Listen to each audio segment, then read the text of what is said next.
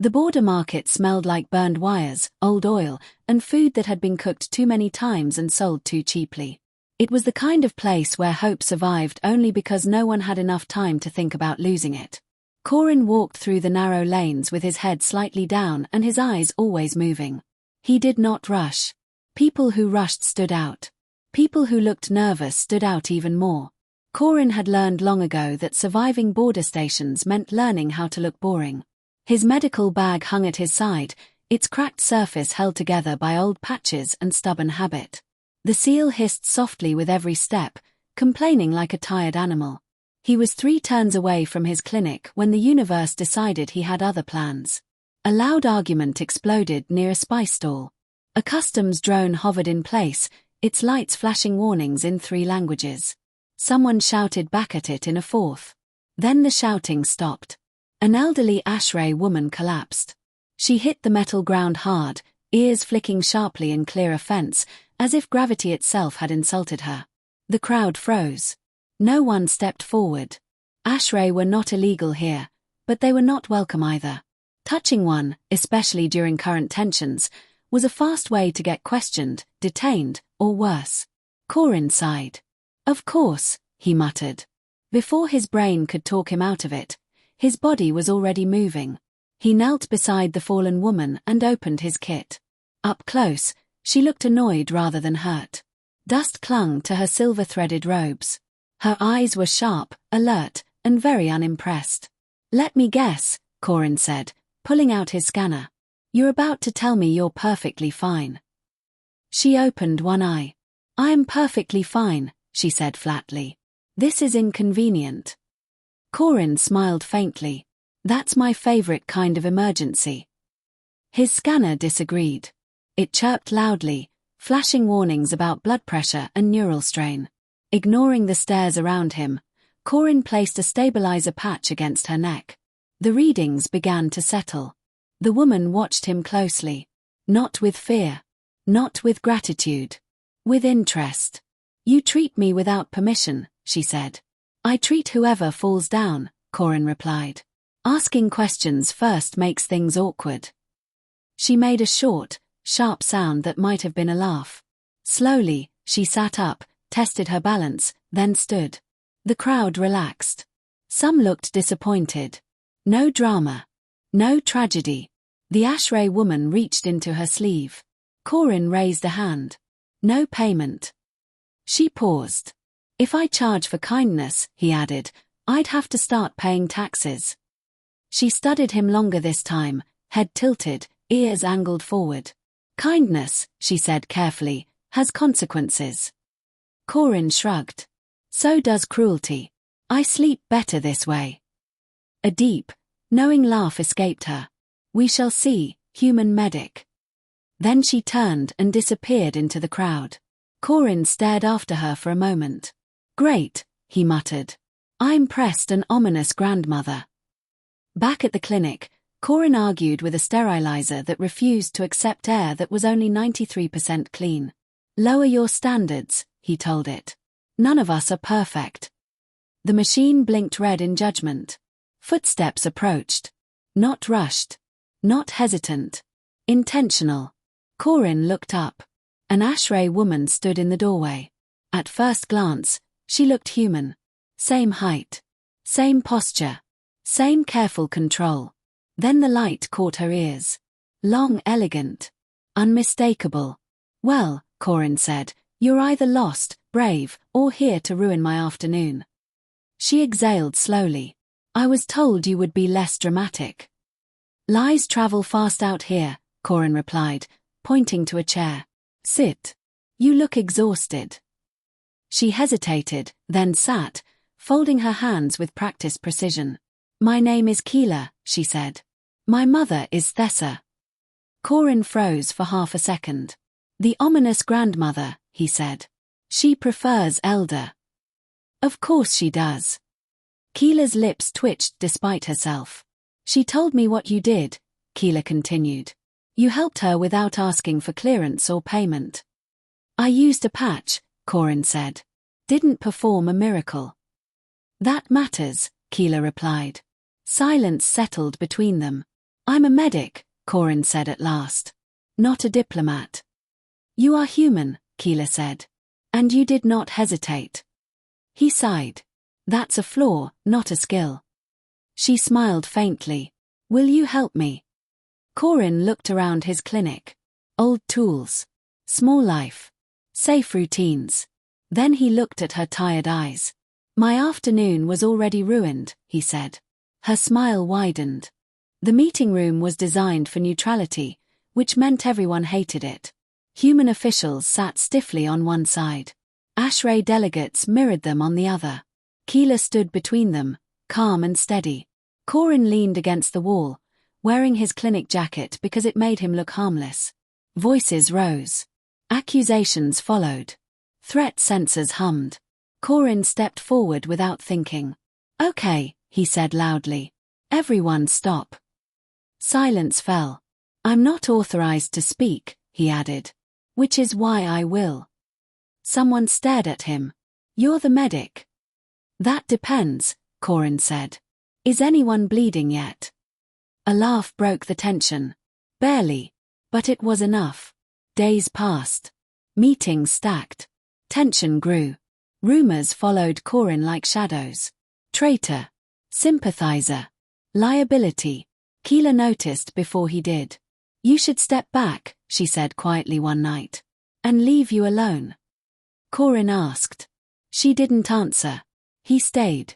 The explosion came without warning. Alarms screamed. Smoke filled the corridor. Corin ran. He found Keela directing evacuees, refusing to move. Another blast tore through the wall where she had stood seconds before. He dragged her down. They hit the floor hard. Later, in the medical bay, Corin sealed a cut on her arm. I am afraid, she admitted. You're still standing, he said. That counts. Outside, the station breathed again. And somewhere, consequences were still coming. The station did not sleep. Even in its quiet hours, it breathed, air recyclers humming, distant engines pulsing like a slow heart, lights dimming just enough to pretend the day had ended. Corin noticed these things now more than he ever had before. When your life was simple, background noise stayed in the background. When your life became complicated, every sound felt like a warning. Corin stood in his clinic doorway, watching two security officers walk past for the third time in an hour. They were not subtle. Either they're very bored, he muttered, or I'm in trouble. Inside the clinic, Keela sat on the edge of the medical table. Her arm was bandaged, the cut shallow but stubborn. HFY skin healed slower than human skin when under stress. Corin had learned that in the last few days. Learned many things, actually, most of them by accident. You are being watched, Keela said calmly. Yeah, Corin replied. I noticed. She tilted her head slightly. You do not seem afraid. I am, he said. I just learned a long time ago that fear doesn't care whether you show it or not. She studied him with that same focused attention her mother had shown. Not judgment. Measurement. Humans, she said slowly, are strange. That's what we're going for, Corin replied. Keeps expectations low. Despite everything, she smiled. The meeting invitation arrived an hour later. Not through official channels. Not politely. A simple message blinked onto Corin's terminal. You are requested. Failure to attend will be noted. Well, Corin said, grabbing his jacket, that's friendly. Keela stood. I will come with you. He hesitated. You don't have to. I know, she replied. That is why I will. The room was smaller this time. No neutral colors. No shared table. Just humans. 4 of them. All wearing expressions that said this is already a problem. Corin took a seat slowly, hands visible. Old habit. You're the medic, a woman at the far end said. Depends, Corin replied. Is someone bleeding? No one laughed. Why are you involved with HFY negotiations? Another asked. I'm not, Corin said. They involved me. The woman leaned forward. Do you understand how dangerous that is? Corin nodded. Yes. Then why stay? He thought for a moment. Because walking away would be worse. Silence. That's not an answer, the man beside her said. It's the only honest one I have. They exchanged looks. Finally, the woman sighed. You don't see it, do you? See what? You're becoming a symbol. Corin frowned. I don't want to be. No one ever does, she said. Outside, Keela waited. She could read his face the moment he stepped out. They warned you, she said. They warned at me, Corin corrected. Big difference. She crossed her arms. You can still leave. I won't, he said gently. Her ears lowered slightly. You do not owe us this. He smiled. That's the thing. I never did. The Ashray delegation hall felt different. Not colder. Heavier. Eyes followed Corin as he entered. Some curious. Some hostile. Some calculating. Elder Thessa sat at the center. Alive. Alert. And very much in charge. You look thinner, human, she said. Stress diet, Corin replied. Very popular where I'm from. A ripple of amusement moved through the room. Thessa gestured. Come closer. He did. You helped me, she said. Without knowing who I was. Yes. Would you have acted differently if you had known? Corin shook his head. No. Her gaze sharpened. Why? Because pain doesn't check status before it shows up. Silence fell, deep, thoughtful silence. Thessa leaned back slowly. This, she said, is why humans are dangerous. Corin blinked. That's not usually a compliment. It is today. Negotiations resumed. Slowly, painfully. Words were chosen with care, then sharpened into weapons anyway. Borders. Trade lanes. Historical grievances. Corin listened more than he spoke. When he did speak, it was never about policy. It was about people. What happens to the workers? Who pays when the stations fail? What do civilians do while leaders argue? At first, they dismissed him. Then they started answering. That was when the tension grew. Someone tried to poison the water system on the third day. They failed. Barely. Security locked down the station. Panic followed. Blame came next. Human officials accused Ashray radicals. Ashray delegates accused human hardliners. Voices rose. Hands hovered near weapons. Corin stood up. Stop, he said. No one listened. He stepped forward anyway. If this turns violent, he said loudly, everyone loses. A guard snarled. Sit down, medic. Corin met his eyes. Make me. The guard hesitated. Keela moved to Corin's side. Then another Ashray did. Then another.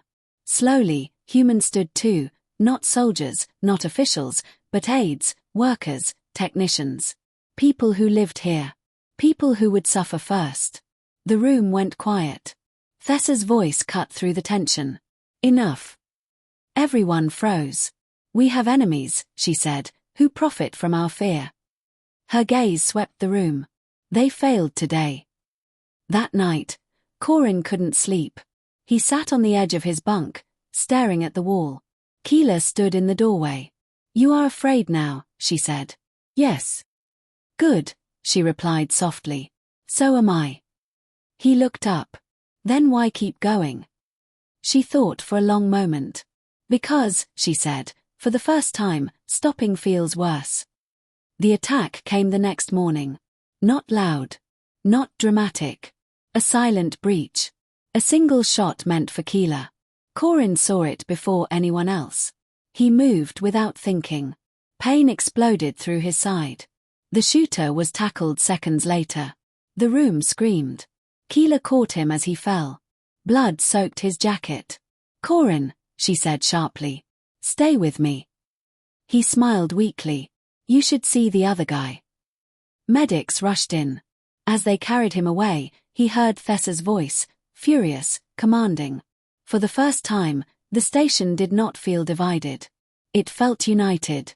Corin woke to white light and quiet beeping. Pain lingered, dull and heavy. Keela sat beside his bed. "You were not supposed to do that," she said. "Yeah," he replied. "I get that a lot." Her voice shook. "You could have died." "I didn't." She looked away. After a moment, she said, "The talks continue." He smiled. "Good." "And," she added, "they listen now." Across the station, rumors spread. Not of war. Of a human medic who stepped between enemies. Of kindness that refused to move. Of a species that did not ask who deserved help, only who needed it. And far beyond the station, others were paying attention.